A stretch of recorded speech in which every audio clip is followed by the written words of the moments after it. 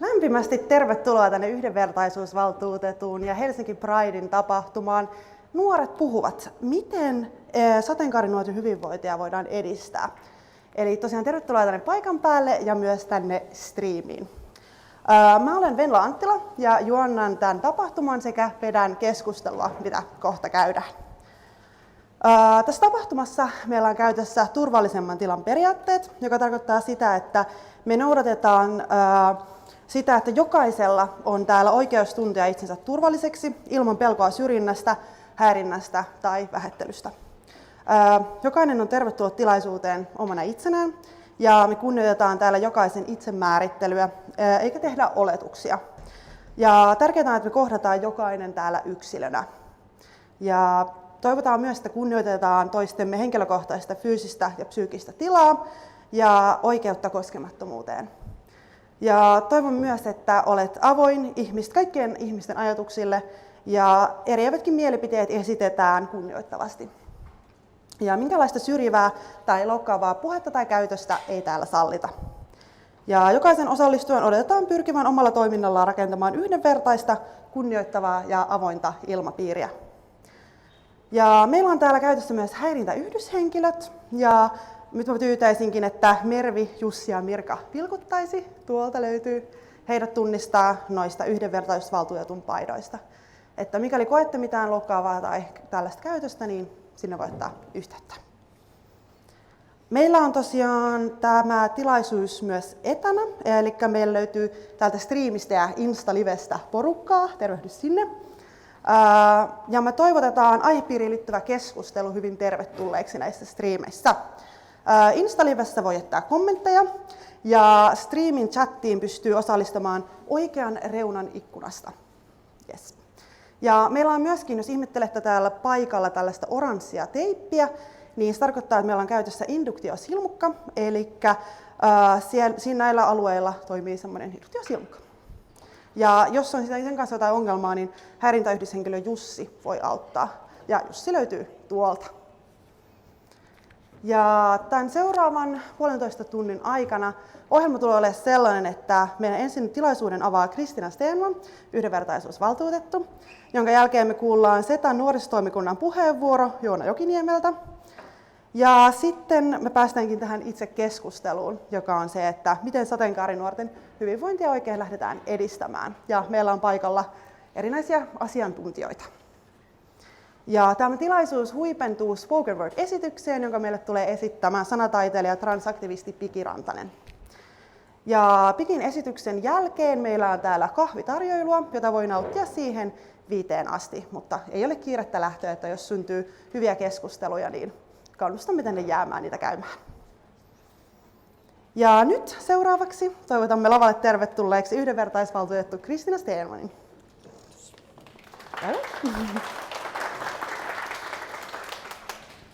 Kiitos. Hyvät osanottajat. Tervetuloa tähän yhdenvertaisuusvaltuutetun Pride-tilaisuuteen, jossa halusimme erityisesti tuoda sateenkaarinuorten ääntä kuuluville. Jokaisen nuoren on saatava kasvaa ja kehittyä ympäristössä, jossa hän saa tukea ja turvaa omana itsenään.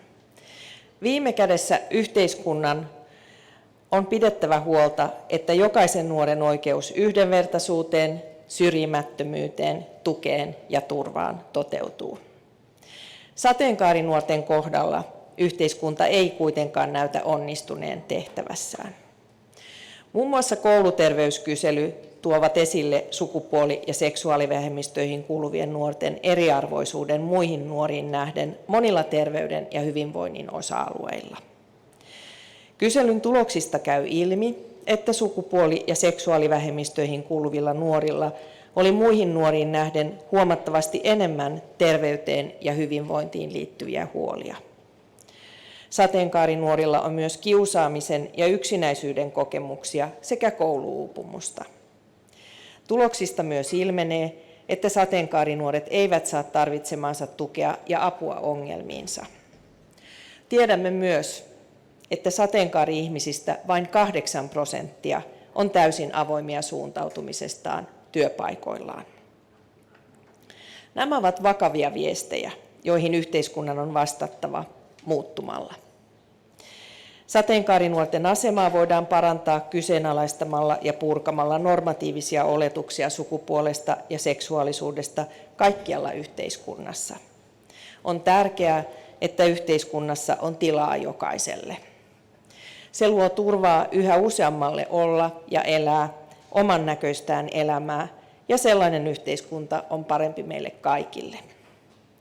Esimerkiksi translaki on tärkeä askel oikeaan suuntaan, vaikka laki jäi puolitiehen erityisesti sen mahdollistamiseksi, että myös ei vielä täysi-ikäinen nuori voisi vahvistaa juridisen sukupuolen. Mutta tänään on tarkoitus ennen kaikkea kuunnella sateenkaarinuorten omia ajatuksia. Olemme kutsuneet tänne paikalle yleisöön myös muun muassa viranomaisten edustajia kuulemaan nuorten viestin. Pride on tuiki tarpeellinen vielä tänään, sillä yhdenvertaisuus ei ole valmis. Meidän on yhteiskuntana toimittava sen eteen, että sateenkaarinuorten hyvinvointi paranee ja jokaisen sateenkaarinuoren oikeus yhdenvertaisuuteen aidosti toteutuu. Tämä työ ei kuitenkaan saa jäädä ainoastaan Pride-kuukauden varaan, vaan toimia yhdenvertaisuuden puolesta on tehtävä yhteiskunnassa joka päivä. Tänään saamme teiltä, sateenkaarinuorilta, eväitä tähän työhön. Ja suuri kiitos teille kaikille tästä jo etukäteen. Mä toivotan kaikille oikein hyvää ja antoisaa ja innostavaa iltapäivää. Ja hyvää, turvallista, innostavaa Pride-viikkoa.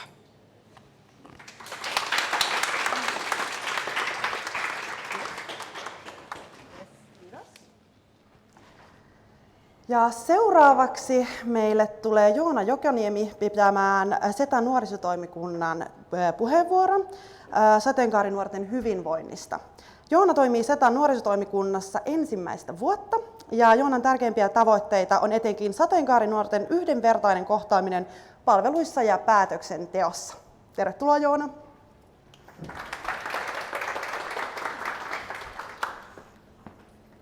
Yes, kiitos. Eli mä oon siis Joona Jokiniemi, mä oon SETAn nuorisotoimikunnan jäsen ja SETAn kouluttama kokemuskouluttaja. Ja mä haluaisin aloittaa tämän puheenvuoron yhdellä luvulla, joka mun mielestä aika hyvin käytännössä kasaa sen, minkälainen tilanne sateenkaarinuorilla on niin Suomessa kuin kansainvälisestikin. USAssa tehtiin tämmöinen Trevor Project-niminen hanke, jossa selvitettiin sateenkaarinuorten tilannetta ja mielenterveyttä Yhdysvalloissa. Tässä hankkeessa selvisi, että 45% vastanneista sateenkaarinuorista oli harkinnut vakavasti itsemurhaa viimeisen vuoden sisällä. 45% oli harkinnut vakavasti itsemurhaa viimeisen vuoden sisällä. No, moni meistä tietysti ajattelee, että Yhdysvallat on vähän takapajuinen, tällainen ei niin kehittynyt länsimainen demokratia. Ja me nähdään, että Euroopassa asiat on sitten niin kuin huomattavasti paremmin. No, jokseenkin. Euroopassa asiat on paremmin kuin Yhdysvalloissa, mutta ei siitä huolimatta hyvin. Euroopassa vuonna 2019 tehtiin tällainen sateenkaarinuorten selvitys. Ja tässä selvityksessä tutkittiin sitä, että miten sateenkaarinuoret tulee kohdatuksi ja miten heitä palvellaan. Tässä tutkimuksesta selvisi, että 40% vastanneista sateenkaarinuorista aktiivisesti ei pystynyt ilmaisemaan tai uskaltanut ilmaista omaa identiteettiään lähes koskaan, johtuen siitä, että he pelkäsivät jonkinlaista väkivaltaa tai muuta uhkaa. Vastaavasti joka kolmas sateenkaarinuori vältteli tiettyjä julkisia tiloja, koska he pelkäsivät jonkinlaista uhkaa. No, kuitenkin Suomi on tällainen Euroopankin sisällä pohjoismainen hyvinvointivaltio. Me ollaan maailman onnellisin kansa. Ja on ehkä turvallista ajatella, että Suomi on sitten huomattavasti parempi kuin mitä Euroopassa yleisesti ollaan, myös sateenkaarinuoren koskevissa tilastoissa. No, itse asiassa ei. Suomi ei sinänsä ole paljon ollenkaan parempi kuin mitä suurin osa tästä Euroopan muusta massasta antaa näyttää. Eli siis Suomessa tehtiin nyt juuri äsken mainittu kouluterveyskysely. Ja vuoden 2019 kouluterveyskyselyjen perusteella 2/3 sateenkaarinuorista oli ollut huolissaan viime aikoina omasta mielenterveydestään. Ja tämä 2/3 oli siis tuplasti niin iso kuin mitä vastaava luku oli valtaväestöä edustavilla nuorilla. No okei, eli me ehkä voidaan tulla siihen lopputulokseen, että kansainvälisesti sateenkaarinuorten tilanne ei ole mitenkään erityisen hyvä. Euroopassa se ei välttämättä myöskään ole mitenkään erityisen mahtava, eikä välttämättä Suomessakaan mitenkään kovin korkealla tasolla. Mutta ehkä me voidaan kuitenkin ajatella, että jos meidän sateenkaarinuoret saa hyviä palveluita ja tulee hyvin palveluissa kohdatuksi, niin se voi niin kuin tasoittaa tätä tilannetta. Ja mä olisin tästä täysin samaa mieltä. Mutta tässä Traver Projectissa selvisi myös, että 60% sateenkaarinuorista, jotka koki tarvitsevansa mielenterveyspalveluita, ei ollut niitä saanut. 60%. No tietysti me kaikki tiedetään, että Yhdysvallat on tällainen valtio, jossa niin, julkinen terveydenhuolto on aika olematonta, joten Suomessa asiat on paremmin. Mutta ei niin hirveästi paremmin, koska Suomessa 2/5 sateenkaarinuorista ei ollut saanut mielenterveyspalveluita, vaikka olisi niitä tarvinnut. Eli tästä lyhentäen, niin me voidaan kai siis päätellä, että sateenkaarinuorten tilanne on aika selvästi huonompi kuin mitä valtaväestöllä on, niin mielenterveydessä kuin sitten ylipäätään itseilmaisussa. Sateenkaarinuoret harvoin uskaltaa ilmaista itsensä täysin vapaasti, ja silloin kun ne ei uskalla ilmaista itsensä vapaasti, niin se yleensä johtaa suuriin mielenterveysongelmiin. No sitten voiko tässä vetää konkreettisia esimerkkejä? Niin meidän koulussa, Kulosaaren yhteiskoulussa, on esimerkiksi koulupsykologi. Pahimmillaan häneltä ei ole saanut kuukausiin aikaa. Ja jos kuukausiin ei voi saada aikaa, niin on ihmeellistä ajatella, että näiden nuorten tilanne voisi parantua. Mulla on yksi ystävä, joka kertoo julkisella puolella, ymmärtääkseni siis terveyskeskuslääkärille, että hänellä on itsetuhoisia ajatuksia. Hänelle sitten myöhemmin todettiin melko vakavaa masennusta. Ongelma on se, että hän ei voinut saada terapiaa, johtuen siitä, että terapia ei ollut tarjolla. Ei ollenkaan, eikä missään muodossa käytännössä. Hänelle annettiin tällaisia tukilinkkejä ja muuta tukitoimintaa, jonka pitäisi ottaa, mutta ei se ole terapiaa, eikä se ole tarvittavaa apua. Sitten samaan aikaan mun ystävistä ja myös minä itse, niin tiedostetaan, että tietyissä paikoissa, tietyissä tilanteissa ei ole järkevää eikä sopivaa esimerkiksi käyttää kynsilakkaa miehenä, johtuen siitä, että syrjintää kohdataan niin aktiivisesti vieläkin. Moni mun ystävä, jotka on samaa sukupuolta olevan kumppanin kanssa yhdessä, tietoisesti välttää julkisilla tiloilla esimerkiksi oman kumppanin kanssa käsien pitoa, johtuen siitä, että pelätään. Pelätään jonkinlaista reaktiota tai pahimmillaan joudutaan pelkäämään jopa ihan oikeata uhkaa.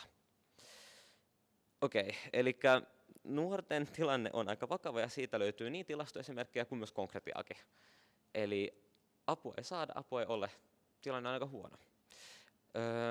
Mutta sitten, miten tätä voitaisiin käytännössä parantaa ja minkälainen suunta meillä yleisesti tällä hetkellä on?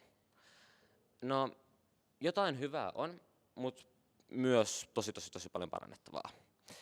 Niin kuin kaikki meistä tietää, niin nyt uusi hallitus on juuri astunut valtaan ja löytyy hyvää, mutta löytyy tietysti myös paljon parannettavaa.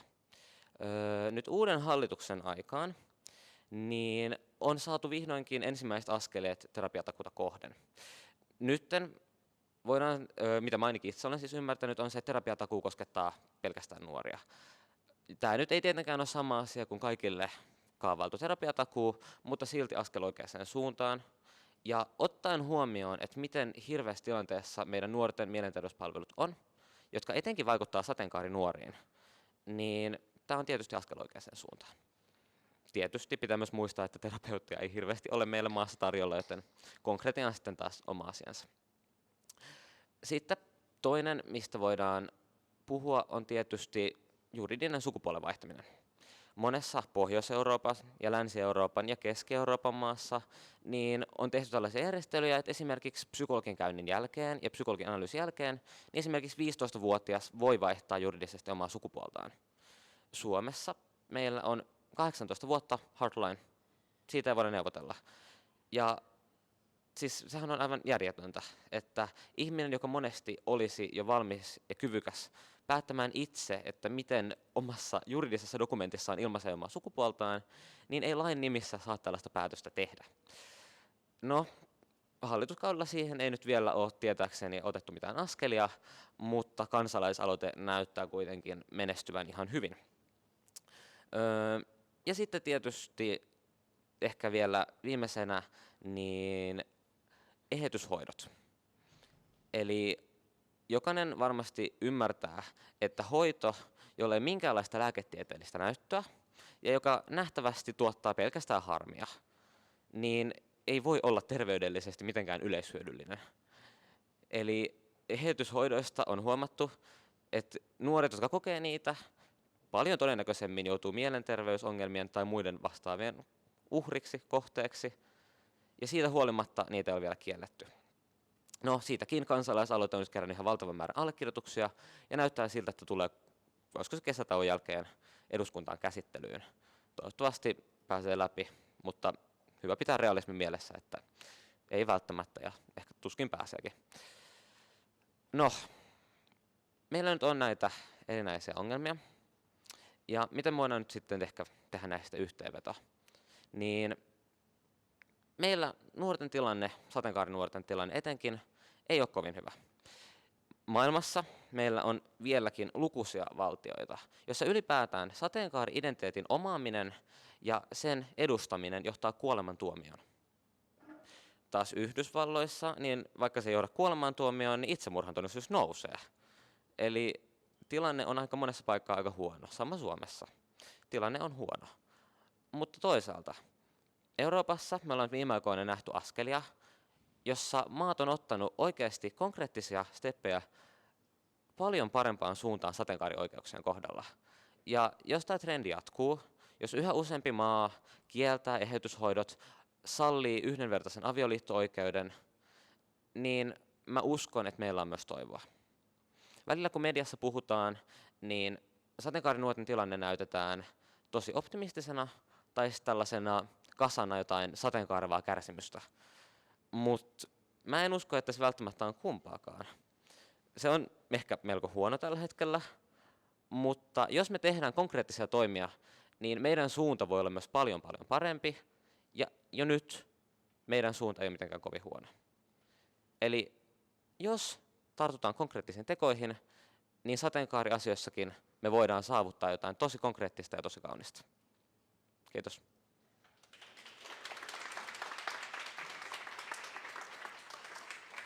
Mahtavaa. Kiitos Joona ja Kristiina, mahtavaa. Musta tuntuu, että tästä heräsi meidän panelisteille aika paljon mietteitä, sen verran nyökyteltiin, joten eiköhän oteta tämä meidän keskustelijat lavalle. Tervetuloa. Meillä on täällä vammaisaktivisti Julianna Brandsmall. Tervetuloa. Meillä on taideopiskelija ja näyttelijä William Fagerström. Meillä on performanssitaiteilija Santi Garson.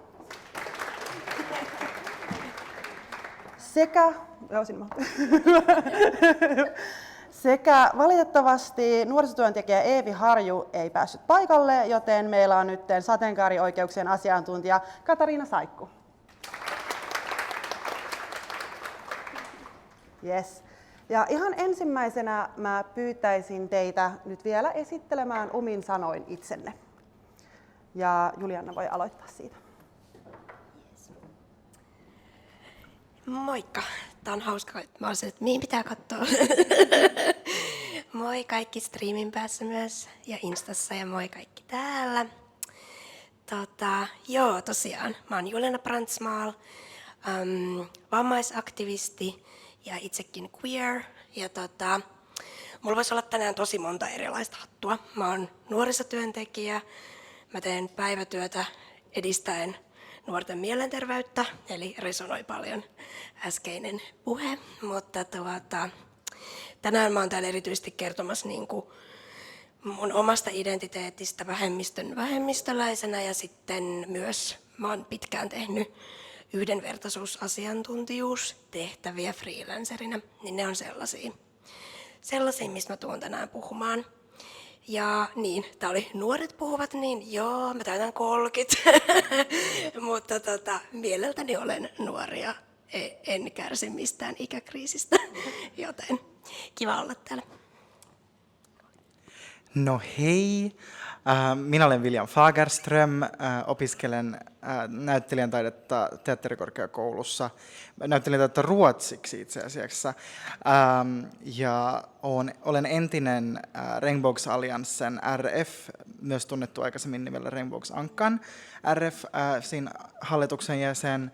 Sitten mä oon ollut mukana nyt viime vuosina kehittämässä tämmöistä KANT-nimistä taideopiskelijoiden ryhmäytymää, tai sit yritetään nyt laajentaa vaan taiteilijoille, jotka identifioi itsensä queer-termiin tai sateenkaarevaksi tai vapaasti saa itse aina määritellä. Ja sitten istun erinäisissä tämmöisissä yhdenvertaisuus- ja tasa-arvoryhmissä meidän yliopistolla ja vähän ollut aktiivinen siellä täällä. Seuraava. Mun nimi on Santi Carson ja mä oon taideopiskelija myös. Mä opiskelen kuvataidekasvatusta Aallossa ja sitäkin kautta tosi lähellä niin kun lapset ja nuoret ja niiden hyvinvointia. Aina niin kun sen kautta on miettinyt, että miten mä kohtaan lapsen ja silleen varsinkin miten tekee sellaisen turvallisen tilan, että voisi siinä tunnillakin olla lapsi, kuka haluaa olla. Mutta sen lisäksi mä oon performanssitaiteilija, mä oon näyttelijä myös ja mullakin on tosi monta hattua. Mutta ehkä lähinnä mitä mä oon niinku oppinut nyt viime vuosina on, koska itsekin on vähemmistön edustaja, niin mä oon niinku löytänyt sen, että niinku esim. Mä oon ollut tosi paljon aiemmin niinku jossain hallitustoiminnoissa mukana, mutta sit on tajunnut sen, että esim. Tässä maassa se tehtävä on ehkä jollain muulla aina välillä ja silleen, että itsen ei aina tarvitse asettua sinne jonnekin ytimeen myöskään, mutta tykkään tulla keskustelemaan asioista ja ehkä tuon mielelläni näkökulmaa myös silleen just omasta niin kuin, omasta intersektiosta, mikä on just esim. Värilliset queer-nuoret ja näin, niin kyllä. Jes, ja moi, mä oon Katariina Saikku ja harmi, että Eivi ei päässyt paikalle, mutta täällä tuuraamassa ja oon vetänyt noita sateenkaarityöpajoja, Setan ja Helsingin kaupungin pajoja, joita nyt on paljon mediassakin puhuttiin silloin tuossa kevään aikana, mutta noin 40 koulussa pääsin käymään ja ehkä noin 50 pajaa ja muutama 1000 nuorta siinä ajassa. Niin tuli kyllä nähtyä tosi hyvin, että mitä noille nuorille kuuluu, varsinkin näissä sateenkaariteemoissa, niin toivon siitä antavan ehkä vähän perspektiiviä itse. Kiva olla täällä. Sitten eiköhän mennä. Pitäkää sitä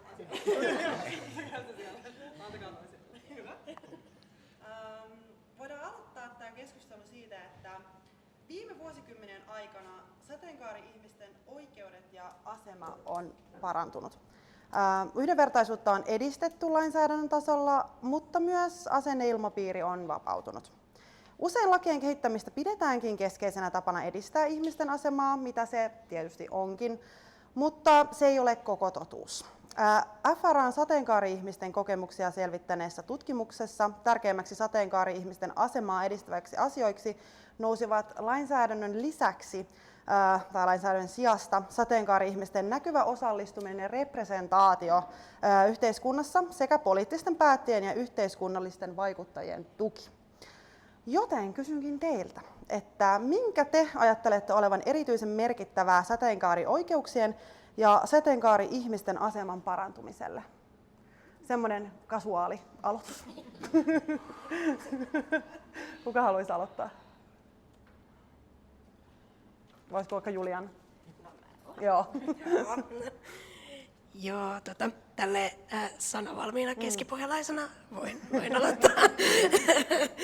Keskipohjanmaasta myöhemmin lisää. Mutta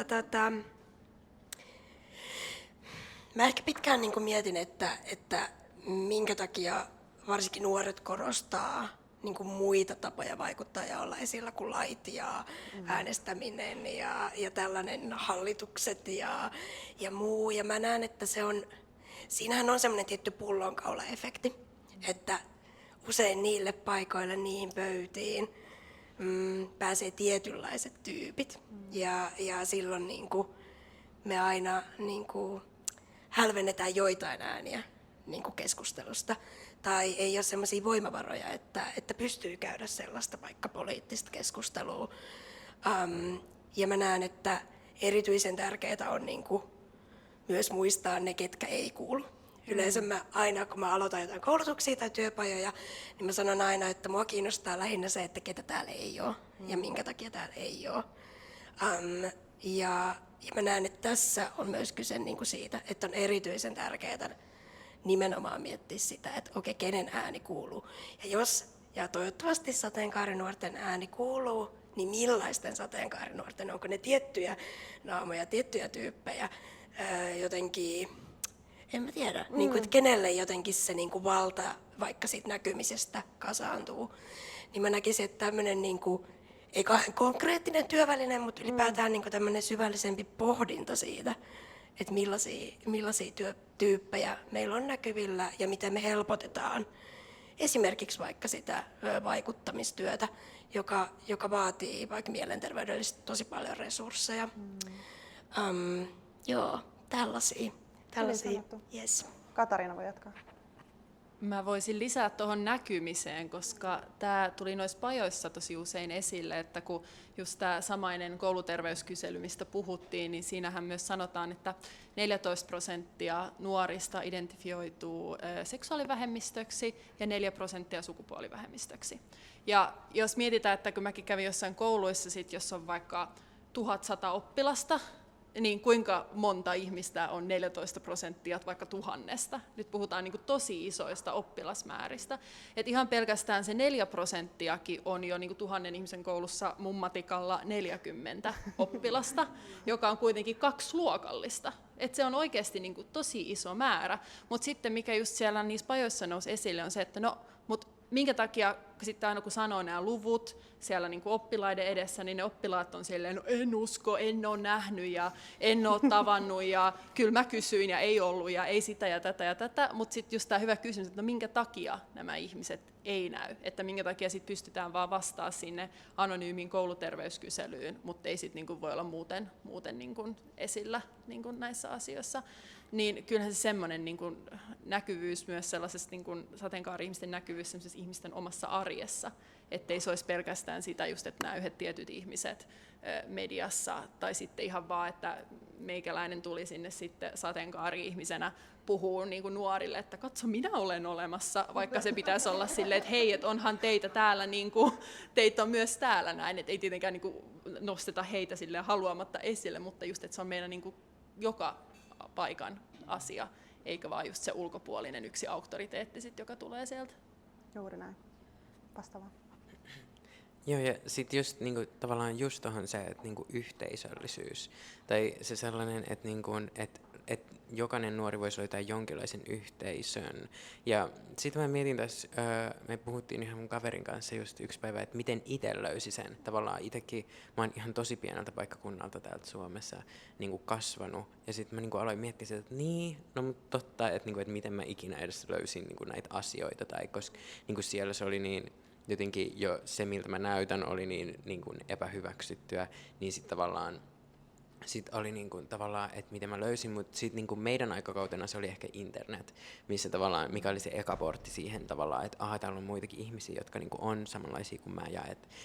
Ja musta tuntuu, että internet toimii edelleen samanlaisena, mutta tavallaan, että mitä me nyt voitaisiin tehdä ja mitkä olisi just niitä hyviä keinoja, olisi tuoda tavallaan tollaiset yhteisöt myös niin kuin tänne ihan oikeaan elämään. Ja tavallaan, että sitä on tehty sitä työtä tosi paljon ja sitä tehdään koko ajan. Ja niin kuin, että erilaisia yhteisöjä ja niin kuin tällaisia niin kuin järjestetään, mutta tavallaan, että miten ne sais just siihen niin kuin oman elämän piiriin tavallaan, että koska sit itse mitä huomasi, niin sit kun muutti niin kuin isompiin kaupunkeihin ja varsinkin tänne Helsinkiin, niin sit löysi niitä omia yhteisöjä silleen tukemaan sitä jokapäiväistä elämää tavallaan, koska niin kuin esim. Perhe on tosi tärkeä asia nuorille ja ilman sitä perheen hyväksyntää sä et oikeastaan edes pääse tekemään tai suorittamaan just sitä sun omaa totuutta, niin tavallaan, että miten me voitaisiin löytää toi perhekonsepti tai joku muu silleen niin kuin tukemaan sen nuoren, että vaikka se ei olisi sit se oma perhe, joka ei välttämättä niin kuin,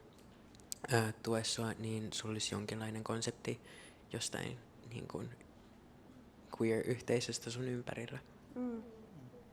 Me voitaisiin itse asiassa jatkaa ehkä tuosta aiheesta, että yhteisöllisyys mainittiin nyt heti, että monelle sateenkaarinuorillehan on paljon turvallisia yhteisöjä, harrastuksia ja läheisiä, jotka tuo paljon sitä onnea ja sitä turvaa elämään. Ja just kouluterveyskyselytkin on esimerkiksi osoittaneet, että lähes kaikki seurustelusuhteessa olevat sateenkaarinuoret kokivat, että he pystyvät olemaan seurustelusuhteessa täysin omia itseään ja ilmaista toisilleen läheisyyttä ja rakkautta. Lisäksi sateenkaarinuorten kohdalla taiteen ja kulttuurin harrastaminen on erityisen voimakasta ja isoa tai yleistä. Ja just mitä Santikin äsken sanoit tuosta yhteisöllisyydestä. Niin voisi ehkä hypätä nyt tähän, että miten me voitaisiin tukea ja turvata tätä sateenkaarinuorten yhteisöllisyyttä. Tuleeko Viljamilla vaikka sieltä? Mä vaan sille. Miten sitä voisi oikein turvata? No, itse koen, että mä aloitin itse teatterikerhosta, kun mä olin 13, jossa sain olla ihan täysin oma itseni. Ja se, ehkä mä oon aina vaan silleen, lisää kulttuuria, lisää kaikkea, lisää tekemistä. Mä oon käynyt erinäiset yläasteen keramiikkakurssit, jossa meitä oli niinku kavereita ja minä, ja sitten me oltiin siellä pienessä turvallisessa ympyrässä. Mäkin tuun pieneltä paikkakunnalta, niin mä tunnistan niinku monet näkökulmat pienen paikkakunnan taustoista, mutta siellä myös teatterikerhossa, niin siellä meidän vetäjä oli vaan silleen, te ootte ketä te ootte, te teette mitä te teette, nyt leikitään ja pidetään hauskaa, mutta sitten meillä oli myös joka viikko semmoinen tunnin terapiasessio meidän kaikkien ongelmista, koska puolet näytti olevan jotenkin queer tai sateenkaarinuoria ja kaikilla oli ongelmia, kaikki tunsi ulkopuolisuutta, mutta ehkä sen turvaaminen, että on laajalti harrastuksia ja etenkin se myös, että kun mä oon myös harrastanut näitä vähän toksisia, maskuliinisia liikuntaharrastuksia, niin niihin on panostettu, mutta niihin pitää panostaa vielä enemmän se, että kaikki on tervetulleita ja myös ehkä semmoinen joku vapautus niin kuin nuorten liikuntaan etenkin semmoinen, että semmoinen sukupuolijakauma myöskään ei olisi vahvasti, koska mitä mä oon ymmärtänyt, niin vielä on aika silleen niin kuin tyttöjen futis ja poikien futis ja semmoiset niin kuin helpottais ihmisten niin kuin vaan oloa, että jos ne jotenkin vähän vapautettaisiin ja oltaisiin rennompia sen asian kanssa, tai rennompia, siis hyväksyttäisiin ihmisiä vaan, jotka, että mä haluan nyt pelata näiden tyyppien kanssa tyyppisellä asenteella. Ja muutenkin vaan semmoisia käytännön työkaluja niille kurssien kautta, kerhojen kautta, liikuntaryhmien vetäjille siitä, että miten kohdata nuoria, miten kohdata sateenkaarinuoria, miten kohdata nuoria, joilla on tiettyjä muita tarpeita. Et niiden vaan avaaminen ehkä enemmän. Ja semmoinen pieni lisäkoulu, että myös ehkä vähän vaadittaisiin enemmän näiltä kurssien vetäjiltä, kun ei ne on nuoria nekin, mutta joku tunninkin koulutus voi auttaa herättää jonkun ajatuksen, että näin mä lähestyn. Toi on hyvin sanottu, koska ehkä tuohonkin voitaisiin pysähtyä, että miten ehkä siitä urheilusta sit saataisiin turvallisempaa, jos mainitaan jotkut taidealat ja tällaiset teatteri ja kaikki on turvallisempaa jo. Onko teillä ideoita siihen, että miten käytännön teolla urheilusta saataisiin sateenkaarinuorille turvallisempaa? 1000 taalan kysymys. Voisiko ratkaista tämän? Aivan, olen ratkaisukeskeinen. Ja mä mietin, että miten mä lähestyn tätä. Mä oon siis tosiaan Keski-Pohjanmaalta kotoisin Kokkolasta. Semmonen pieni Hieman vanhanaikainen, mutta tosi ihana kaupunki, kaksikielinen kaupunki rannikolta ja paljon just mietin, että no, okei, mä oon kohta 30, eli mun ajat siitä, kun mä oon ollut vaikka 15 tai alle, niin siitä on hieman aikaa, mutta ainakin silloin ne harrastusmahdollisuudet oli tosi tunnustuksellisia, eli tarkoitan siis sitä, että aika sellaista niin kuin, kirkon tarjoamaa tai seurakuntien tarjoamaa, missä ei ole mitään vikaa, mutta esimerkiksi itse tälleen pakanana niin en tunnistanut sitä omakseni. Eli mun mielestä just se, että myös pienet paikkakunnat niin vois järjestää niitä resursseja vaikka siihen taiteen harrastamiseen tai oikein Kokkolaskin vaikka jalkapallo on tosi iso juttu ja skeittaaminen on tosi iso juttu ja näin, niin mä näen, että niitä mahdollisuuksia on, mutta et miten just siitä urheilusta, tämä oli itse asiassa hyvä kysymys, koska mä oon aloittanut urheilun, mä olin 14, kun mä oon aloittanut kuntonyrkkeilyn, eli olin ainoa tyttö, olin huomattavasti nuorempi kuin moni muu siinä meidän NS-joukkueessa tai siinä nyrkkeilyporukassa. Ja mulla tavallaan on 2 jotenkin asiaa. Se, että mä oon queer, on 1. Ja se, että mä oon vammainen.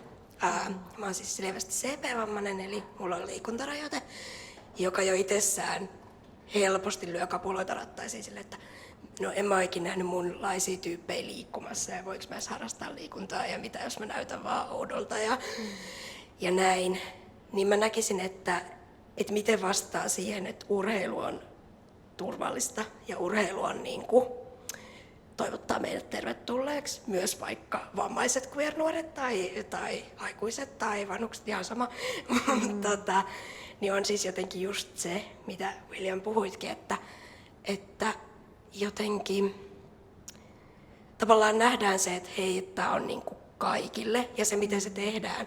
Niin esimerkiksi mulle on ollut vaikka tosi iso asia, kun mä oon joskus harrastanut vaikka tanssia, niin mä menin sinne tanssitunnille vaan sen takia, että siinä ilmoituksessa luki, että soveltuu myös liikuntarajoitteisille. Ja mä aloin tyyliin itkeen, koska mä en ole ikinä nähnyt mitään niinku, tiettekö, valtavirran urheilua, jossa sanotaan noin. Koska se, että joo, on soveltavaa liikuntaa, mutta esimerkiksi mulla, kun mä en käytä mitään apuvälineitä liikkumiseen, niin mä en aina jotenkin ehkä sovi sinnekään. Niin jotenkin mä näen, että itse asiassa viestinnällä on tosi iso vastuu. Että sanotaan, niin kuin, että eritellään oikeasti, että ei ole silleen, kaikki on tervetulleita, vaan oikeasti kyllä mä kaipaan vähän sellaista eritelyä, niin kuin, että myös vammaisille, myös queer-tyypeille, tai että täältä heitetään ne binäärisyydet ihan roskiin. Ja, niin viestintä on yksi konkreettinen keino. Hyvin sanottu. Katariina jatkaa sieltä.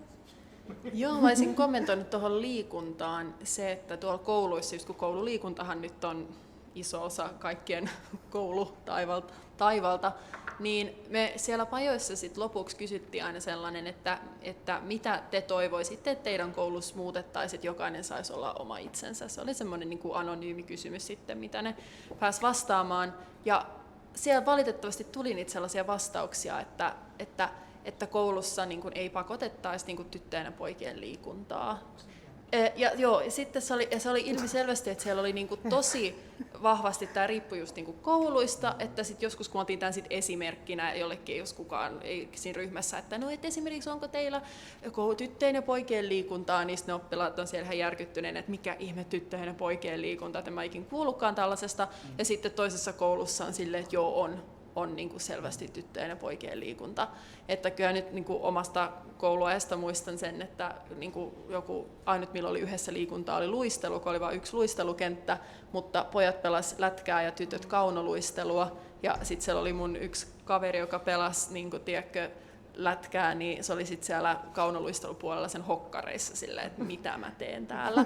Ja just niin kuin ajattelin, että tämä on varmasti niin kuin olisi jäänyt historiaan, mutta ilmiselvästi ei. Mutta niin onhan se kouluilla ja koululiikunnalla tosi iso rooli siinä, että saadaan niinku, että ei tule sitä yksi tyttöjen ja poikien laji, niin kuin jaottelua, mutta sitten myös, että ei tulisi myöskään just sellaista, että kukaan nyt voi harrastaa minkälaistakin niin kuin liikuntaa, että minkälainen, että vaikka just, että pitkänä ihmisenä kuinka paljon olen kuullut, että pelkästään koripalloa voi pelaa, joka nyt ei mitenkään, en rinnasta tätä yhtään mihinkään syrjintään, muuten sitten siis mitään, tämä on vaan kommentti siitä, että kun meillä on hirveästi oletuksia siitä, että minkälainen ihminen harrastaa minkälaistakin liikuntaa, mutta kyllä se on mun mielestä kouluista jo lähtee, että jos sinne saataisiin nyt se tyttö- ja poikien liikunta ainakin niin kuin historiaan, kiitos.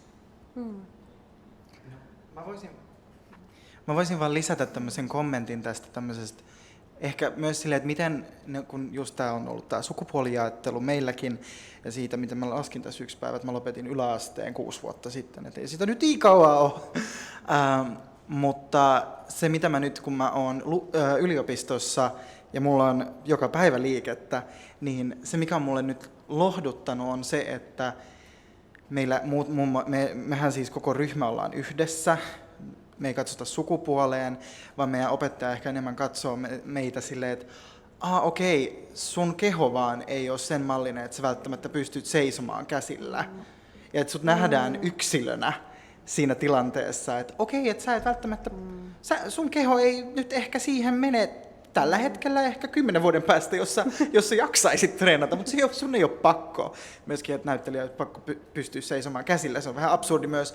Mutta meillä oli myös tässä keväällä oli tangoa, ja silloin meidän proffa oli painottanut tanssiopettajalle. Nyt puhutaan sitten seuraajista ja viejistä, itselläkin on tanssitausta, ja sitten mä oon huomannut viime vuosina, mä oon iloinen, että mulla on ollut sama tanssinopettaja, hän on ruvennut siirtymään vahvemmin siihen seuraaja- ja viejä-terminologiaan, kuin että käyttää miehet-naiset muun muassa. Mutta tämmöinen auttaa jo, että nähdään näissä liikunnassa myös ihmiset yksilöinä. Ihan niin kuin ja silleen, että nähdään se keho, se yksilö, se ihminen ja sen kyvyt. Kyllä, hyvin sanottu. Ja ylipäätään niin kun pystyttekö vielä avaamaan sitä yhteisöllisyyttä, että minkä takia se on sateenkaarinuorille niin merkityksellistä yhteisöissä oleminen ja niiden muodostuminen? No joo, siis jotenkin, koska itse olen ainakin huomannut sen, että silloin kun, koska nuorilla on kuitenkin aina joku yhteisö, niin ne aina kuuluu johonkin yhteisöön, ja tavallaan silleen, sit kun sä oot sellaisessa yhteisössä, missä ihmiset hyväksyy sut, mutta se kuitenkin pelottaa niin kun avautua tietyistä asioista tai olla avoin muuten vaan omana ittenäs, niin sit tavallaan niin kun, noi on niitä sellaisia kiinnekohtia, että tavallaan, että sä voit olla tosi hyväksyvässä tavallaan piirissä ja yhteisössä, ja niin kuin tavallaan ne ihmiset voi jopa niin kuin silleen edesauttaa sitä, että sulla olisi parempi olo siinä, kuka sä oot, mutta tavallaan se sellainen, ehkä tässä mä puhuisin enemmän vähän niin kuin vertaistuesta jopa, tai niin kuin jopa silleen, koska mietitään vaikka, koska mä aloin miettiä tuossa oman puheenvuoroni niin kuin jälkeen, että no niin, että kyllä mä tiedän taas tapauksia myös, joissa vaikka perheet on tukevia niin kuin niiden queer-lapsille, mutta silti ne queer-lapset ei välttämättä voi kauhean hyvin, koska sitten taas koulut on vaikka tosi vaikeita paikkoja olla, ja että vaikka siellä kotona olisi se turva, niin että miten tavallaan se yhdistetään myös siihen yhteiskuntaan tavallaan, niin ehkä toi on tosi niin kuin tärkeää, että se yhteisö tavallaan tulisi sellaisesta yhteiskunnallisesta näkökulmasta myös, koska sitten taas, jos sulla on sateenkaariperhe vaikka kotona, niin se saattaa silti tuntua siltä, että se on niin kuin yhteiskunta vastaan me.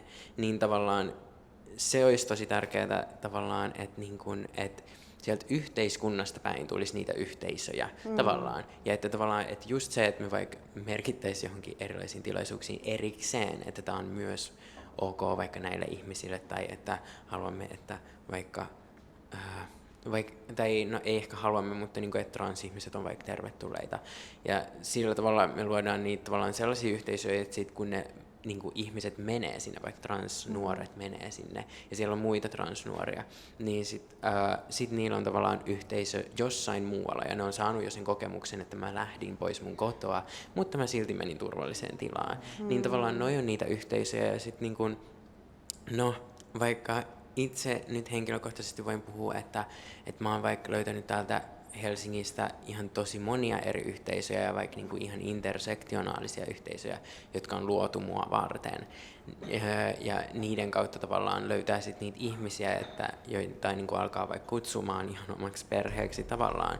Mut just se, että suurimman osan ajasta tavallaan noi yhteisöt, mihin tavallaan yrittää löytää tai mitä löytääkin, niin ne on tosi piilossa. Ne on tosi silleen, niin kuin tälläkin hetkellä, vaikka jos puhutaan vaikka ballroom-kulttuurista, joka on siis niin kuin vähemmistöille ja varsinkin BIPOC-vähemmistöille suunnattu niin kuin yhteisö, niin ne on tosi niin kuin underground tavallaan, ne on tosi piilossa ja nyt tällä hetkellä näkee, että media on taas löytänyt ne tietyllä tavalla ja niitä aletaan nostamaan enemmän esille, mutta sitten taas, että missä näkökulmassa halutaanko niistä esimerkiksi tavallaan näkyvyyttä ja millä tavalla ja että tavallaan niin kuin, että toi on tosi tärkeä kysymys, mutta tavallaan, että niin kuin, niissä on myös sijoja tosi monille erilaisille ihmisille ja tavallaan, että niin kuin me tarvittaisiin enemmän tuollaista perhekontekstia myös niin kuin yhteiskunnallisesti. Samaa mieltä komppaan ja just näiden yhteisöjen tarve, niin se oli just se, kun nuoret vaikka kysyivät, että minne voisi mennä tai mistä voisi luoda semmoisen oman yhteisön, niin kyllä mä ekaa kertaa menin ihan lukkoon, koska kaikki mitä mä keksin on K18. Ne on usein myös aika alkoholikeskeisiä ja ne on tosi sellaisia just hyvin underground, hyvin tietyille ihmisille jotenkin, että ei ole olemassa ihan hirveästi sellaisia turvallisia tiloja ja turvallisia yhteisöjä, joihin ihmisiä voisi ohjata. Et onneksi on kyllä siis, ainakin mun empiirisen tutkimuksen mukaan, niin näitä nuorisotaloja löytyy kyllä, jotka on hyvin avoimesti silleen, että he haluavat sinne olevat turvallisia paikkoja sateenkaari-ihmisille. Ja sitten meillä oli kvääristö hetkisen, sinne pystyi mennä kahville ja sitten meillä on mutta silleen, että ei ole oikein sellaista, että se on kyllä aukko, mikä mun mielestä kaipaa kyllä täydennystä, että semmoinen löytyisi. Joo, no mä ehkä haluan vielä lisätä myös sen, että yhteisöhän voi lopulta olla niin kuin mitä vaan. Tai että me voidaan puhua silleen 2 ihmisestä. Että jotenkin myös se, että tai niin kuin varsinkin silleen shout out kaikki pienten paikkakuntien queerit, niin se, että löydätte edes yhden toisen queerin, niin oikeasti kannattelee ihan sikana. Terveisin minä ja mun hyvä ystävä Luukas, en tiedä katsotko Kokkolassa tätä, mutta toivottavasti katsot. Me oltiin meidän lukion niin kuin ainoat julkiqueerit ja meitä oli 2. Ja mä olin se tyyppi, joka meni Luukakselle, joka on transtaustainen, niin mä olin silleen, että hei, mennään Halpahalliin, vielä joka on silleen, tosi silleen lestadiolaisten kauppa. Mennään Halpahalliin ostaa sulle miesten alkkareita. tai meillä oli jotain ajatuksia siitä, että karataan yöjunalla Helsinki Prideelle ja valvotaan koko yö. Ja sitten tullaan aamujunalla takas. Niin että jotenkin mun mielestä myös se, että se riittää, jos sulla on se yksi tyyppi. Tai sulla on uskoa siihen, että sä löydät niitä tyyppejä. Ja mun mielestä myös, että ajattele boksin ulkopuolelta. Se on tosi rankkaa, jos siinä sun lähipiirissä ei ole sitä yhteisöä. Mutta esimerkiksi mun ensimmäinen tosi vahva queer family on Balkanilla. Mä oon asunut Sloveniassa ja tehnyt töitä Ljubljana Prideille. Ja sit mä olin silleen, että shout out, että entinen Jugoslavia. Se on mun yksi tosi vahva queer family, että jotenkin myös sen ajattelu, että mikä on yhteisö, niin on hyvä.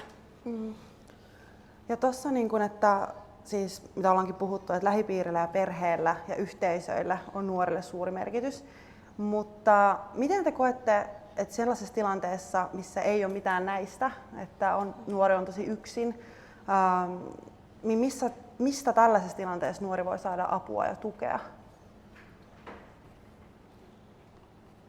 No,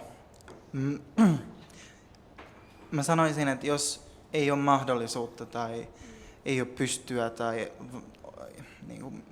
ei ole vaan mahdollisuutta vaan hakea jonkinlaista tukea jostain, niin monella on ne sosiaaliset mediat todella vahvasti läsnä. No nythän esim. Mä sanoisin, että jossain välissä oli Tumblr tosi käytetty, Reddit, mutta sitten TikTokhan on viime vuosina noussut tosi aktiivisesti, ja sieltä löytyy paljon ja vaihtelevaa sisältöä, ja paljon myös semmoista ihanaa sisältöä.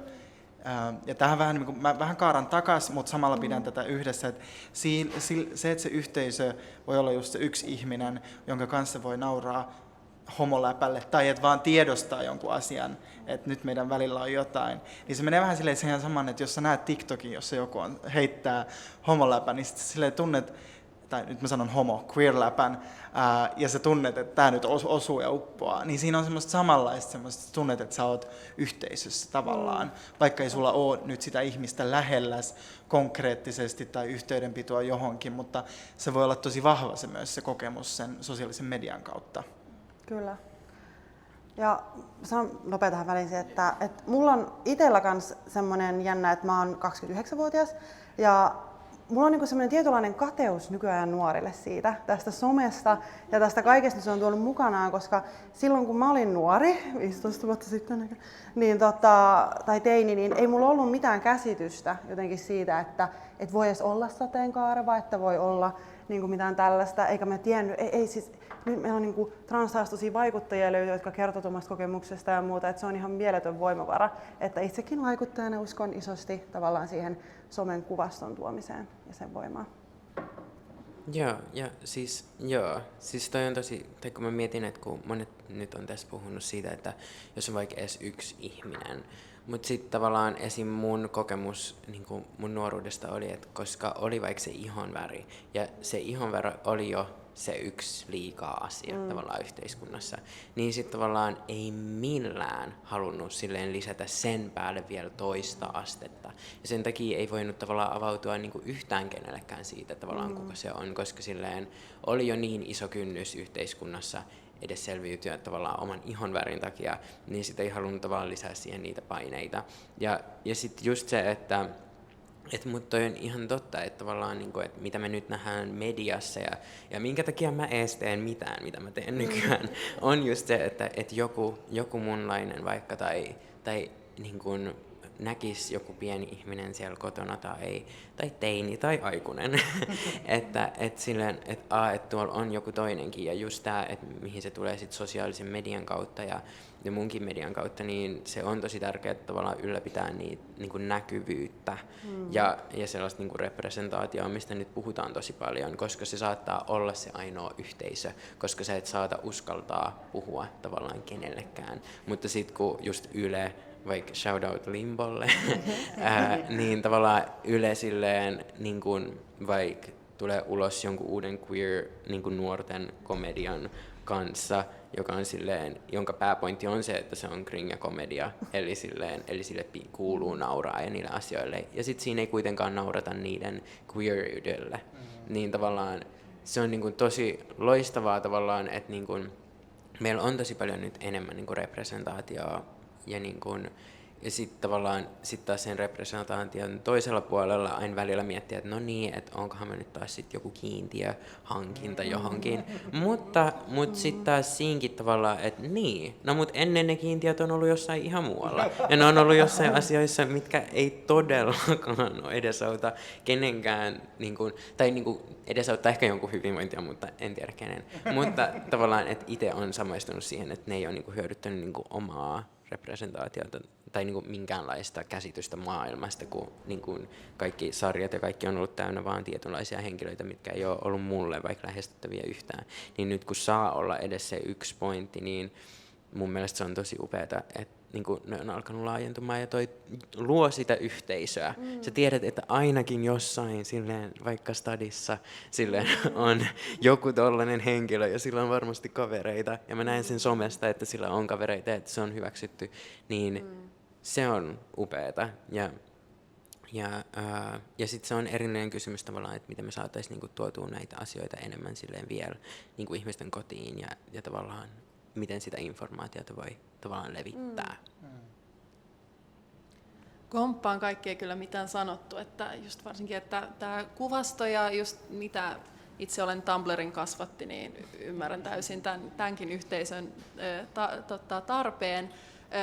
Ja mä nyt vähän ehkä toistan omaa agendaani, mutta siis pakko nostaa koulut taas ihan vain sen takia, koska jos ei ole sitä omassa perheestä, ei löydy tukea eikä sitten niin kuin ystäväpiiristä tai mitään, niin kaikkien nuorten on kuitenkin, kaikki nuoret käyvät koulua, niin kuin aika lailla kaikki käyvät koulua, niin kyllä siellä koululla pitäisi olla työkaluja siihen, että ottaa koppia sitten, jos näkee, että, ja ohjata, tai edes siihen, että pystyisi ohjaamaan oikeaan suuntaan. Mm-hmm. Ja se niin kuin noista pajoistakin jäi itselleni, noista sateenkaarityöpaista, ja itsellenikin ehkä jäi päällimmäiseksi oli se, että vaikka vastaanotto oli vaihtelevaa, niin kuitenkin se viesti niin kuin koulultaan se, että hei, me ollaan tätä mieltä, koska se on just mitä me ei niin kuin omana kouluaikana, että mä oon omassa koulussani niin kuin väitellyt uskonnon tunnilla, että onko homous ok, niin kuin tätä tasoista juttua, niin sitten se, että nyt se viesti sentään on sitten sieltä kouluilta, että hei, että koulu on oikeasti sitä mieltä, että tämä on ok, mutta se pitäisi saada vielä niin kuin sille konkreettisesti ja näkyvämmin.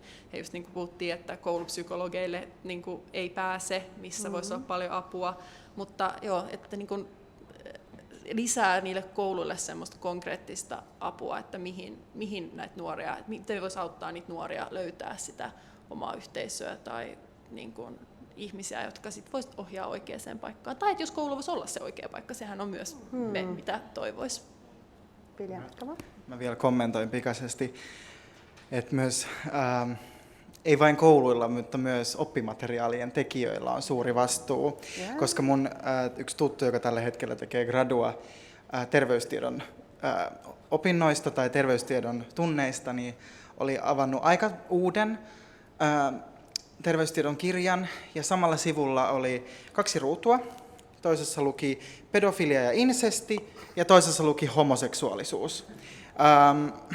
Ja jo tämmöiset teot, anteeksi mä nauran, mutta tämmöiset teot vaikuttaa jo paljon näihin mielikuviin, mitkä ei pidä paikkaansa, mitkä on luontaansa työtäviä, ja myös se, mikä aiheuttaa monesti, tai nämä mielikuvathan on ne, mitkä myös aiheuttaa sitä, ettei kaikki lapset välttämättä osallistu vanhempiensa takia näihin koulussa järjestettäviin tilaisuuksiin, vaikka ne on tarkoitettu kaikille.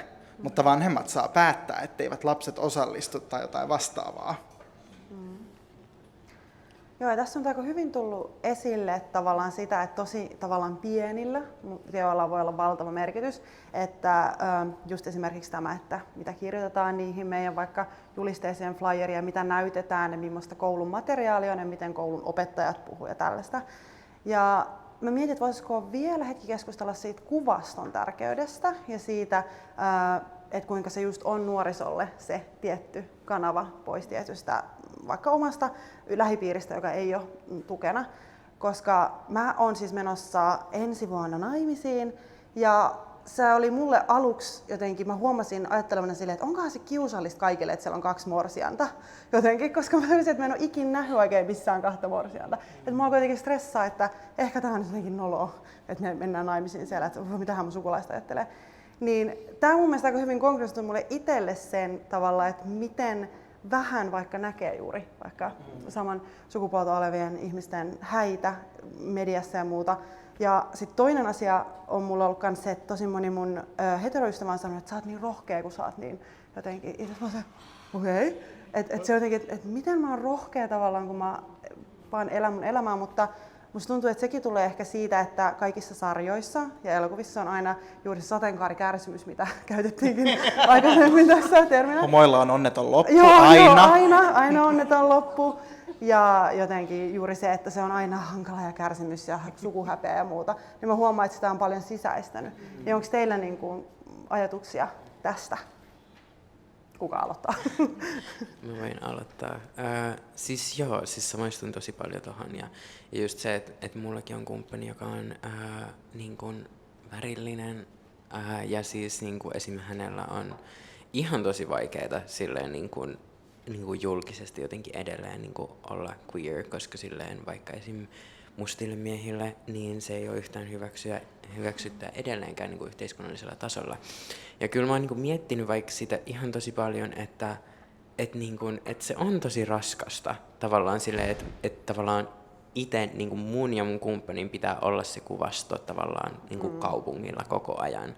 Ja tavallaan, että tavallaan sit niin aina miettiä, että no, et oispa tämä jotenkin yleisempää, että ihmiset tajuais, mutta me ollaan se yleisyys, mutta sitten taas me ei olla yleistä yhtään. Ja sitten meillä on pelkoja ja tavallaan, niin että se kuvasto on tosi tärkeää, mutta sitten kun niin itsekin on nyt alkanut miettiä, että kun on vaikka osa tavallaan nyt vaikka aika julkisesti sitä kuvastoa, niin tavallaan silleen, niin kuin mä olin eilen tekemään sellaista performanssia yhdellä saunalla, niin kuin se oli sellainen transsauna hetkitapahtuma, joka oli tosi ihana, ja mä pääsin sinne esiintymään, ja mä siinä mun esiintymisessä kerroin, tai niin kuin siinä tekstissä, se oli spoken wordia, ja niin kuin mä puhuin siinä siitä, että mä oon vaikka esim. Tosi pelokas ihminen. Mä pelkään joka ikistä asiaa, mitä vaan voi pelätä tavallaan. Mutta sitten niinku, että suurin osa ihmisistä just sanoisi, että sä oot rohkein ihminen, ketä mä tiedän. Ja sitten se on tavallaan, että niin kauan kuin yhteiskunta on lytännyt sua alas ja sanonut, että sä et tällaisena voi kuulua yhteiskuntaan tai että niinku, et ei ole vaan ikin nähnyt niitä henkireikiä tavallaan, niin se eläminen on ollut sellaista tavallaan niin kuin tosi vaikeaa pintahengitystä ja sellaista niin kuin tavallaan uppaamista. Ja sitten tavallaan mä oon miettinyt tosi paljon niin kuin viime aikoina sitä, että mä haluan lopettaa sen hukkumisen, mä haluan vaan uida tavallaan. Ja mä haluan niin kuin tavallaan saada oikeuden vaan siihen, mitä kaikilla muillakin on. Ja mä oon nykyään niin kuin aikuinen ihminen, vaikka en ehkä tietyllä tavalla vielä identifioidu niin kuin ihan varten otettavaksi aikuiseksi, mutta tavallaan, että on aikuinen ihminen, että mulla on oikeus siihen, että mä vaan eläisin. Mutta sitten mä huomasin niin kuin tavallaan niin kuin tulevani siihen loppupäätökseen, että se ei ole kuitenkaan, että mä voin elää ja mä voin olla ilman pelkoja tietyllä tavalla, mutta se on jonkun muun niin kuin päätös kuitenkin antaa mulle se vapaus. Ja se on niin kuin esimerkiksi näiden isojen niin kuin valtioelinten silleen tehtävä ja vaikka medioiden tehtävä. Mutta just se, että niinku, et näissä asioissa niinku itsellä on ainakin tullut niin vahvasti se sellainen ajatus siitä, että niinku, et me oikeasti otettaisiin se vastuu niiltä yksilöiltä ja annettaisiin se niinku ihan yleiselle niin kuin toiminnalle, koska tällä hetkellä niin kuin ihan itsenäkin se tuntuu edelleen sellaiselta tosi isolta vastuulta, että mä nyt täällä kahlaan ja silleen mun täytyy tehdä 10 kertaa enemmän töitä kuin jonkun mun viereisen ihmisen tavallaan siitä, että mä pääsen sinne olemaan hetken se joku niin kuin pylväs ja sitten tavallaan mäkään en todellakaan ole tarpeeksi vahva edes olemaan se pylväs. Niin tavallaan just se, että niin kuin vielä enemmän tavallaan just sitä, että tavallaan itse kurottaa sinne, mutta kurottaako se vastapuoli. Ja tavallaan se on tosi silleen kiinnostava ja pelottava konsepti, koska sitten taas ei ole kauhean iso luotto aina tavallaan niin kuin julkisiin niin kuin esim. Hallintoelimiin. Hyvin sanottu. Tässä on nyt kaikki kirjoittu niin paljon muistiinpanoja, että antakaa mennä vaan kerrot. Teillä on paljon sanottavaa varmaan. Tämä oli niin kauniisti sanottu, että en tiedä miten tästä jatkaa.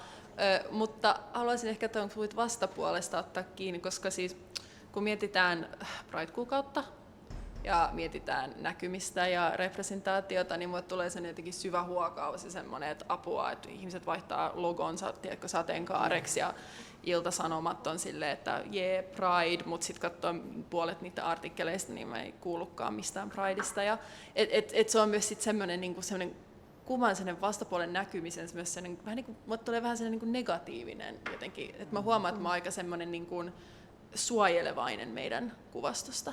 Tai jotenkin tosi vähän niin kuin sille just tämä, että okei, no tehdään itse itsellemme asioita.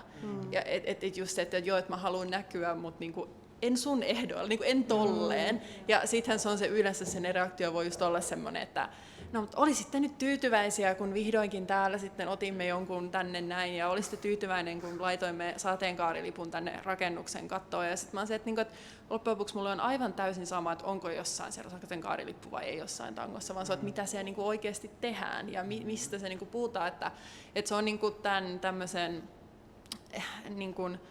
yleisen hyväksyvyyden, jos nyt niin voi sanoa, niin sen nousun ja tämmöisen näkyvyyden mun mielestä negatiivinen puoli on sitten kaikki tämä pinkwashing, mitä tapahtuu. Ja se on se on just kun puhutaan vaikka yhteisöistä, niin se turvallisuus on siellä se ykkösasia, että se on turvallinen asia, mutta sitten se vähän vie sitä valtaa siitä turvallisuudelta, että sit kun nyt sateenkaareen voidaan sitten iskeä vähän moneen sellaiseen paikkaan, mihin ne ei oikeasti sitten kuuluisi. Että mä huomaan sen vaan nyt tästä niin Pride-viikolla, että tulee vähän sellaiset ristiriitaiset fiilikset välillä, että miksi sä oot tässä mukana, tai mitä sä nyt, miksi sä sanoit noin, tai että jos se pitäisi olla just se valta niin kuin meillä, että miten me halutaan nähdä. Mutta tietenkin siis yhteisön sisällähän on myös paljon eri ajatuksia. Että tietenkin niin kuin nyt Pride-yhteisö tai niin kuin sateenkaariyhteisö on valtava, ja me ollaan varmasti, mekin vielä löydetään varmaan joku, mistä me ollaan eri mieltä, mutta siis, että näitä on. Ja mä haluan ehkä lisää tuohon nopeasti sen, nyt se meinaa karkaa, vai ei? Se, että kun vaikka itse taiteilijana niin kun tekee silleen taidetta yhteisöstä yhteisölle, niin kun tavallaan, että se on tosi tärkeä pointti. Että tavallaan, että mä olin vaikka sellaisessa Urbanapan niin kun, podcastissa, missä me puhuttiin niin kun, se oli Stop Hatred-kampanjaa, ja me puhuttiin siinä siitä, että kuinka tärkeää se on, että yhteisö saa tehdä yhteisölle. Tavallaan, että mulla saa olla sellainen olo, että mä teen vaan mun yhteisölle. Ja että vaikka joku isompi taho laittaisi sen levitykseen, niin tavallaan, että mun ei tarvitse henkilökohtaisesti ottaa silleen minkäänlaista feedbackia takaisin, vaikka silleen niin kuin yleiseltä tai niin kuin silleen yhteiskunnalta. Ja tavallaan, että tossa voisi olla mun mielestä tosi tärkeä kehityspiste tavallaan siinä, että sit se taho, joka julkaisee sitä mun taidetta, jota mä teen vaan mun ihmisille, ilman että mä en halua niin kuin, ottaa koska se on meille tosi raskasta ottaa niin kuin, kontaktia sit siihen niin kuin, yleiseen niin kuin, mielipiteeseen, niin tavallaan, että sit ne tahot, jotka sit, niin kuin, laittaa meitä eteenpäin ja laittaa meidät esiintymään, että niillä olisi vaikka jonkinlaisia suunnitelmia tai koulutuksia jo ihmisille, että ne osaa sit vastata meidän puolesta. Tavallaan, että niinku, et se olisi tosi tärkeää, että sit niinku, ei vaan niinku, oteta niinku, just niitä ihmisiä ja laiteta silleen sateenkaari, ja tavallaan tässä on nyt ihminen, jota me halutaan näyttää, ja sitten tavallaan sit se ihminen saa siitä loppujen lopuksi enemmän lokaa kuin tavallaan niinku, joku edes se isompi taho, niin tavallaan, että niinku, et oikeasti alettaisiin ottaa niinku vastuuta myös siitä, miten representoidaan. Ja vastuuta, ja silleen on ollut tosi monissa projekteissa, missä se vastuu on otettu tosi hyvin, mutta sitten myös mä näen kyllä tuossa tosi ison sellaisen, että usein heitetään vaan kasvo silleen johonkin, ja sitten ollaan silleen, no niin, että kiitos kun teit meille, ja tässä pieni korvaus sulle, mutta niin kuin kiitos. Niin. Haluaisiko Juliana jatkaa siihen? Joo, samoilla linjoilla yllättäen. Mä tartun vielä tuohon sun, että oot menossa vuoden päästä naimisiin. Mä oon ollut tämän viikon torstaina vuoden naimisissa. Kiitos. Ja meillä on siis mun puoliso on vammainen, hän kulkee pyörätuolilla, ja sitten me ollaan pakanoita. Eli meillä oli silleen queer zero waste pakanahäät, ja mulla oli kansallispuku päällä, että jos sitä representaatiota tarvii, tulkaa meidän lähipiiriin. mutta niin kuin ymmärrän tavallaan sen, että mä oon ollut aina se tyyppi, joka tekee niin kuin eka. Ja mä oon kauhean kunnianhimoinen, ja mä monesti otan sitä niin kuin tavallaan vastuuta siitä, että jos ei kukaan muu tee, niin vitsi mä teen. Ja esimerkiksi, en tiedä, mun ääni saattaa olla tuttu semmoisesta radio-ohjelmasta kuin Vammaiskultti. Tehtiin Ylelle 2 kautta sellaista, missä puhuttiin vammaisuudesta ja elämästä. Ja se löytyy Areenasta, menkää kuuntelemaan. Mutta se oli 2019-2020, ja oikeasti asiat on mennyt siitä niin paljon eteenpäin, että musta tuntuu, että me oltiin niinku edelläkävijöitä.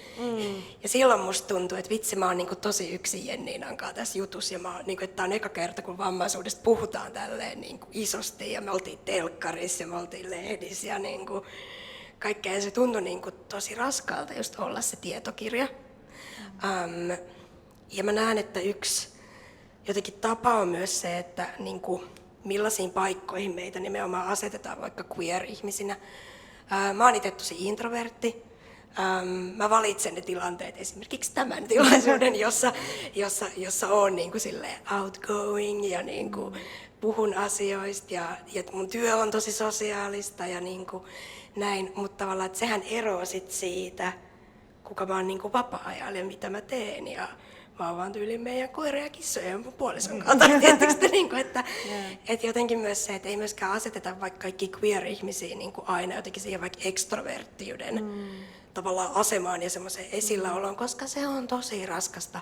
Ja varsinkin silleen vammaisena ihmisenä, koska mua harvoin oletetaan mihinkään paikkaan, tai mä tarvin vaikka esteettömyysratkaisuja, myös minä tarvitsen niitä, niin mähän on jo huutomerkki silleen, kun mä yritän tulla jostain johonkin fyysiseen tilaan. Mä oon se, että taas pitää soittaa joku hissi jostain ja bla bla. Niin jotenkin myös se, että niinku, mun mielestä queer-ihmisille ja vähemmistöläisille tulee luoda niinku sellaisia tiloja, missä me voidaan vaan olla, ilman että mä oon siellä lavalla koko ajan. Et mä haluan vaan olla yleisössä, mua kiinnostaa sitä jutella, mä haluan vaan juo kahvia, tai jotenkin tiedättekö, että haluan vaan niinku olla. Ja tää liittyy myös, että totta kai yksilöllä, esimerkiksi mulla on vastuu sanoa, että mitkä mun rajat on. Että mä kieltäydyn joistain projekteista, joillekin mä sanon kyllä. Et niinku tavallaan omien rajojen niinku tunnistaminen ja niiden kommunikointi. Ja et vaikka sä olisit silleen, että mutta mun yhteisö saa tästä jotain, kun mä menen tonne ja tänne ja tonne, niin oikeesti sun ei ole mikään pakko. Ja sä saat olla väsynyt ja sä saat olla silleen, että no mä voin tulla vaikka puhua sinne siitä, että mä pelaan tällaista peliä, eikä tavallaan vaikka siitä, kuka sä oot. Kyllä, hyvin sanottu. Otetaan vielä nopea Vilja myös. Sitten mä palaan vähän tähän, mitä sä äsken sanoit, siitä, että mun mielestä myös ihmisten pitäisi ymmärtää, että mä oon tehnyt nyt tässä vuoden ajan töitä sen kanssa, että kun mä katson esitystä, koen jotain, luen jotain, ja sitten mä huomaan, että mä ärsyynyn, ja sitten mä totean hetken päästä, että mä en ole kohdeyleisöä. Mä en ole se, jolle tää on oikeasti tarkoitettu, vaan mä jotenkin vaan nyt provosoidun tästä, koska mä en ymmärrä tätä, ja se on se loppujen lopuksi se syy, että nyt otetaan takapakkia, mä haluaisin ymmärtää tämän, rupean tutkimaan asiaa. Ja se koskettaa monia taiteen aloja, ja etenkin taiteen aloja ehkä eniten semmoinen, niin että kun ihmiset menee silleen, en ymmärtänyt, oli paska, näki jotain, sitten on silleen, että niin, mutta oot sä kohdeyleisöä, koska myös on nyt tajuttu, että meiltä meille kysymys, että me tehdään myös taiteilijoina, taiteilijat tehdään meiltä, meidän omiin ryhmiin, meidän omiin ympyröihin tai omiin tiettyihin niin kuin, rajattuihin alueisiin. Ja sitä mä aivan tässä äsken miettiä, että kyllä se on myös niin kuin, ihmisten vastuu, tai semmoinen iso vastuu jotenkin kouluttaa ihmisiä, vaan tajuu, että jos tai semmoinen, niin kuin, että miksi mä provosoidun, 2, ehkä tämä ei kosketa mua. Kyllä. Me alkaa aika pikkuhiljaa loppuun, niin otetaan vielä 2 nopeata kysymystä. Kaikki vastaatte nopeasti. Kiitos. Kiitos. Ensimmäinen kysymys on se, että miksi on ihanaa olla sateenkaarinuori? Mä oon aina valmis. No ei. Musta oli ihana kysymys. Tää kaikki on ollut tosi hyvin, mutta tää oli jotenkin se, mitä mun mielestä me kaivataan enemmän. Ratkaisuja, hyviä käytäntöjä ja sitä, että miksi tää on vaan niinku ihanaa. Mä pelaan tämän vammaisuuteen, koska moni aina kysyy, että no Julianne, jos sä saisit toivoa, niin oisit sä vammainen? Sitten mä olisin, että todellakin oisin. Ja sitä on monesti vaikea käsittää, että miksi haluaisi kuulua johonkin vaikka niin syrjittyyn vähemmistöön kuin vammaiset. Ja mä oon silleen, että siksi, että on vaan ihan loputtoman kiinnostava tapa olla olemassa. Koska mähän koko ajan niin kuin sekä queerinä että vammaisena haastan niitä totuttuja normeja. Niin kuin, ja oon silleen, että hei, tsädää, me ette ole ottaneet mua tänne, mutta täällä mä oon ja nyt mä osallistun ja mä teen. Niin mä näen, että se on sen takia myös ihanaa, että sä saat niin kuin jotenkin kyseenalaistaa asioita ja olla silleen, että no mutta mä haluan, että tää on myös mulle. Ja sulla on niin kuin oikeus vaatia niitä. Ja niin, mun mielestä se on myös tosi luovaa jotenkin. Niin kuin vaan olla olemassa queerinä. Ja me tarvitaan sitä. Kiitos. Joo, mä aika pitkälti samaa komppaan, että on ihanaa todeta, että ai niin, mun ei tarvi mennä normien mukaisesti. Mun ei tarvi ajatella parisuhdetta heteronormatiivisesti. Mun ei tarvi käyttäytyä jonkun sen sukupuolen mukaan, mihin mut on kasvatettu. Mä voin vaan olla se, miltä musta tuntuu tänään. Ja yrittää vaan olla myös, ja ajatella enemmän siitä lähtökohdasta, että voisin yrittää olla hyvä ihminen toisia kohtaan. Tietyllä niin kuin menestyksellä ja välillä vähän vähemmällä menestyksellä, mutta se olisi semmoinen, että vaan pitää sen ytimessä siinä, keskittyisi siihen. Joo, toi oli tosi hyvin sanottu.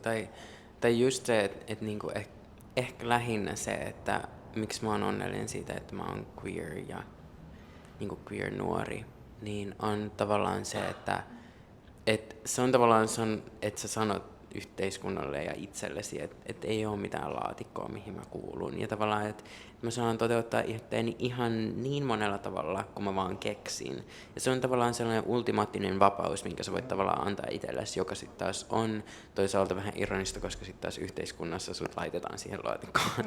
Ja tavallaan, että sitten tavallaan sä kuitenkin niinku identifioidut joksikin. Mutta ehkä se on enemmän niinku se sellainen sisäinen vapaus, minkä päästää irti tavallaan siihen, että no niin, että nyt mä oon valmis siihen, että mua ei oikeasti enää kiinnosta niin paljon, mitä muuta ajattelee musta. Ja se on tosi kaunista. Mä huijaa sanon nopea 2, koska yksi on tietenkin, mistä me ollaan puhuttu tosi paljon, joka on yhteisöt. Et kyllähän se, niinku se sellainen yhteisö, niin se on niinku mulla ainakin ollut tosi nuoresta asti tosi tärkeä. Mutta kyllä mä sanoisin, että queer-nuorena on ehkä parasta, sulla on niinku ihan täysin eri se elämän katsomus, tai se, että miten sä näet elämän. Että vaikka tuo kouluilla kaikki queer-nuoret, jotka tuli mulle tapaan, niin tämä niin vähän yleistä, mutta kaikki on jotenkin tosi empaattisia ja mukavia, ja he ymmärtää, niin kuin he katsoo maailmaa silleen niin kuin kiltein silmin, koska niin kuin he ei ehkä itse ole sitä saanut. Tai jotenkin, että se semmoinen niin kuin oma, niin kuin vaikka niin kuin oma seksuaalisuus on tosi paljon niin kuin muovannut sitä, miten mä näen maailmaa. Että mä olisin niin kuin huomattavasti ignorantimpi todella monesta eri asiasta, ellei mä itse olisi sateenkaarinuori ollut, ja mikä nyt on määritelmä, ehkä olen edelleen. Mutta kyllä joo, niin mä sanoisin. Hyvin sanottu. Voisin vastata itsekin tähän hyvään kysymykseeni, mutta mä mietin taas sitä jotenkin sillä tavalla, että mä jotenkin aina itsekin aktiivisesti unohdan sen, että itsekin on tavallaan vihan sanaa kaapista ulkona, mutta ollut julkisesti tai somessa vasta pari vuotta, niin jotenkin itselle antaa semmoisen, että on ihana olla sateenkaareva, koska se on semmoinen vapaus, se on semmoinen paineharteet, mikä lähtee, kun sä pystyt olla niin oma itsesi jotenkin. Et mä haluaisin antaa nuorelle itselleni semmoisen pienen halauksen, että jotenkin, että se tavallaan tusko, mitä pitää sisällä, tai semmoinen pelko, niin on paljon vapauttavampaa jotenkin olla tällä puolella. Josta voimmekin mennä viimeiseen kysymykseen, joka on se, että jos sä saisitte nyt sormia napsauttamalla muuttaa yhden asian, niin, ja semmoinen, että se edistyisi niin kuin välittömästi nopeasti, niin mikä se olisi? Otetaanko sieltä päästä? Haluaako Katariina? No niin. Kyllä mun ensimmäinen asia, mikä mulle tuli mieleen, että toivoisi kaikille semmoisen niin kuin turvallisen kodin. Että kyllä se niin paljon lähtee kotoa, ja se, että onko ihmisellä niin kuin hyvä olla siellä kotona, ja niin kuin, mitä tuolla pajoissakin itse kuuli tosi paljon surullisia tarinoita, miten ihmisten niin kuin sateenkaariasioita on revitty ja heitetty pois ja ei suosta näin. Että se niin kuin, kyllä, niin kuin, koska lapsella ei ole mitään ja nuorella ei ole mitään muuta mahdollisuutta yleensä kuin olla siellä kotona, niin näin nuorten näkökulmasta, mutta kyllä myös aikuisten näkökulmasta, niin kyllä turvallisen kodin toivoisin kaikille. Tämä oli tosi hyvä. Mitä mä muuttaisin, jos mä voisin muuttaa jotain just nyt? Mä varmaan muuttaisin jotenkin silleen sellaista niin kuin yhteiskunnan sellaista resistanssia tai sellaista niin kuin vastakai. Tai niin kuin, että kaikkeen ei tarvitse olla mielipidettä tavallaan. Ja kaikkeen ei tarvitse olla niin kuin henkilökohtaista, vastavirtaa tavallaan. Tai niin kuin, että kaikkea voi kyseenalaistaa ja kaikesta voi keskustella ja me voidaan aina niin kuin tulla siihen tulokseen, että no hei, että sä oot tästä asiasta eri mieltä kuin mä. Mutta tavallaan, niin kuin, että voitaisiko me edes vähän vähentää sellaista, että nämä on ihmisoikeuskysymyksiä. Nämä ei ole millään tavalla tavallaan nämä on ihmisoikeuskysymyksiä ja silloin kun me puhutaan jonkun ihmisen arvosta ja oikeudesta elää ja just vaikka itsemurhatilastoista ja kun me puhutaan nuorten niiden nuorten ihmisten hyvinvoinnista, jotka tulee olemaan se tulevaisuus, niin silloin meidän pitää ihan oikeasti kuunnella niitä nuoria, meidän pitää kuunnella niitä tilastoja, mitä tehdään. Ja siinä vaiheessa se, että sit vaikka aikuiset alkaa puhua siitä, että mikä tässä nyt on sit se tulokulma, mistä me lähdetään tätä lähestyy, niin tavallaan, että oikeasti, että jos me puhuttaisiin vaikka, keskustelu vaikka vammaisten erilaisista terveydellisistä vaikka terveydenhuollosta tai jostain, niin ei sekään ole aina mitään parasta, todellakaan. Mutta tavallaan, että jos me puhuttaisiin vaikka, että olisi joku nuorten keskellä sanotaan vaikka joku epidemia tai joku muu asia, mihin vaikka nuorten seksuaalinen muuten tavallaan terveys ja terveydenhuolto, niin sitten tavallaan just se, että tajuttaisiin se, että me ei puhuta silleen, me puhutaan siitä, että onko jollain oikeus elää ja onko jollain oikeus tuntea olonsa hyväksi täällä. Niin että tavallaan, että se ei ole siinä mielessä väittely, vaan meidän kaikkien pitäisi ihan oikeasti vaan edesauttaa sitä, että kaikilla olisi täällä hyvä olla. Juuri näin. Ja mä komppaan tätä edellistä sillä tavalla niin kuin mun äiti teki, kun mä kysyin hänen puolestaan tätä vaalikompassia, ja siinä tuli sitten kysymys translaista. Sitten äiti oli silleen, että minä en nyt tiedä, mutta minä uskon, että ihmiset, jotka kuuluvat tämän kysymyksen piiriin, niin he tietävät paremmin kuin minä. Tämä. Ja sitten mä olin silleen, hyvä äiti. Tämä ei ole tarvinnut ikään mitään muuta. Ja tämä on just se asenne, mitä mä haluaisin vaan, että ihmiset tajuisivat, että okei, tästä ei ole kysymys nyt musta, mutta ehkä joku toinen tietää paremmin. Tietenkin saa kyseenalaistaa. Ihana äiti.